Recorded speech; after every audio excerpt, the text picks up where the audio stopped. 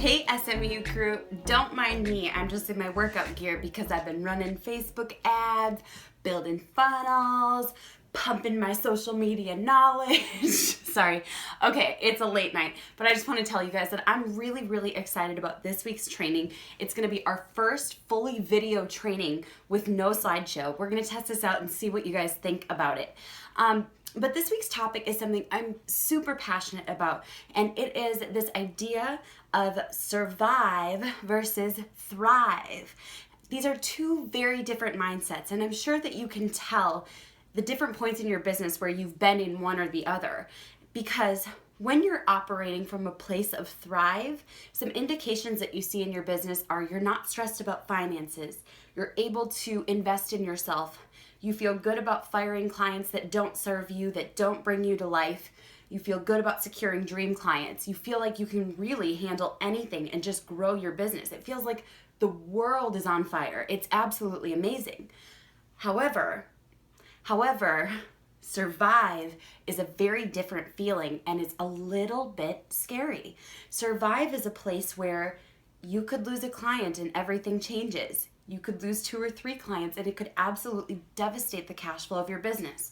You don't know what's going to happen with your taxes, or if you have to make an investment, or if your car breaks down or you get in a car accident. Survive is a very different feeling. And what I've kind of discovered is that most of us as freelancers and social media managers, people who work with clients, we operate from a place of survive. So what is the difference between these two mindsets? We're going to be diving into them a little bit more every single week throughout the month of April, how it relates to you in social media, how it relates to your clients, and how you can get from a place of survive into a business mentality of thrive, because this is so important. So one of the first things I want you to do is to take a really honest assessment of where your business is at. And as I was describing those two different feelings, one of them clearly jumped out to you as where you're at.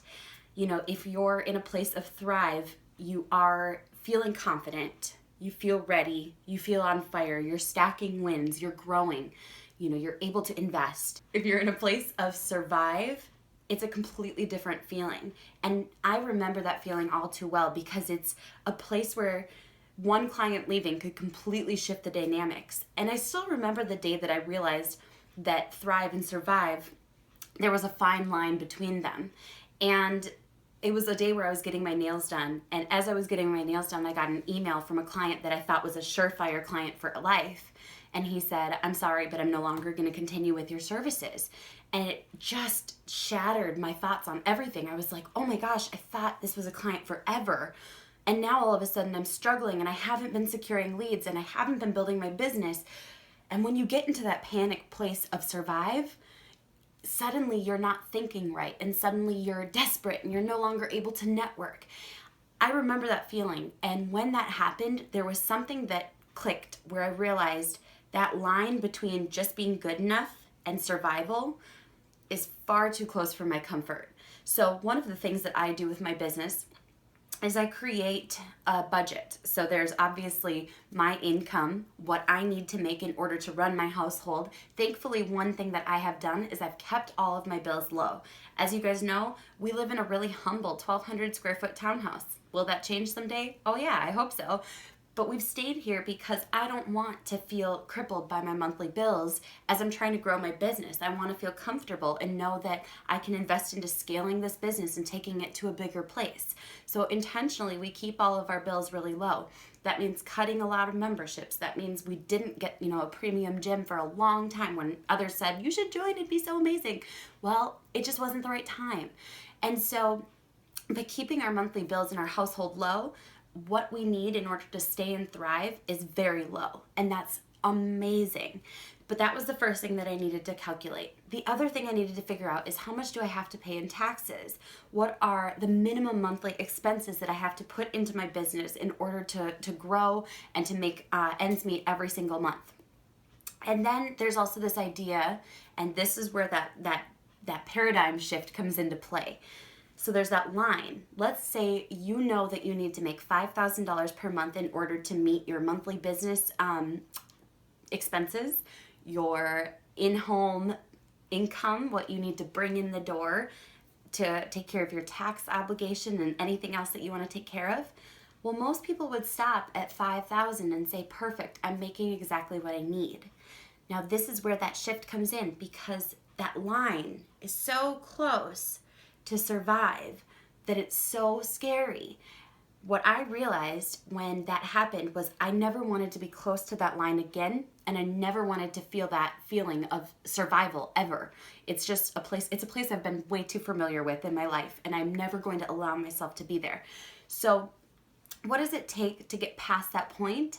Well, I want you to think for your business. Do you need 1, 2, or even 3 extra clients per month in order to make sure you have a buffer?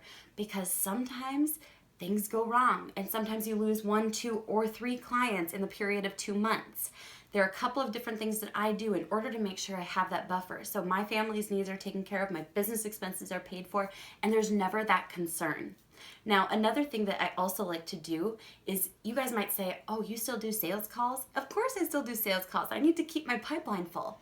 So another thing that I want you guys to constantly have at the forefront of your mind is this idea that even pros need to keep their pipelines full. That means sales calls, lead generation, networking, building a network, anything that you can do to keep that pipeline full so that you're able to pick up that occasional extra client just in case there is the churn of clients, to keep you away from the line and to sure as heck keep you away from the survival mentality. So we're going to be diving in a little bit more every single week into this difference between thrive and survive, and I'm going to be teaching you guys exactly what I have learned and what helped me to go from survive at $5,000 a month to thrive at $10,000 and then $20,000 per month.